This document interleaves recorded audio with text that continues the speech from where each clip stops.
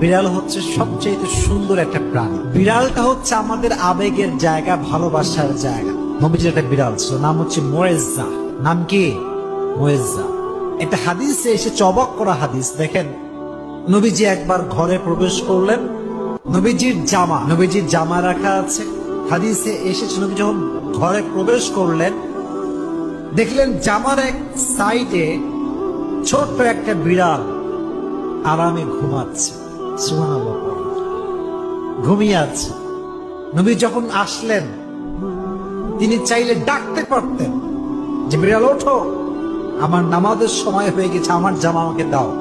বিড়াল হচ্ছে সবচেয়ে সুন্দর একটা প্রাণী। বিড়ালটা হচ্ছে আমাদের আবেগের জায়গা, ভালোবাসার জায়গা।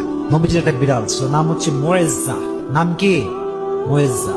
একটা হাদিসে এসে অবাক করা হাদিস। দেখেন, নবীজি একবার ঘরে প্রবেশ করলেন, নবীজির জামা রাখা আছে। হাদিসে এসেছে নবী যখন ঘরে প্রবেশ করলেন, দেখলেন জামার এক সাইডে ছোট্ট একটা বিড়াল আরামে ঘুমাচ্ছে। সুবহানাল্লাহ, ঘুমিয়ে আছে। নবী যখন আসলেন, তিনি চাইলে ডাকতে পারতেন যে বিড়াল ওঠো, আমার নামাজের সময় হয়ে গেছে, আমার জামা আমাকে দাও।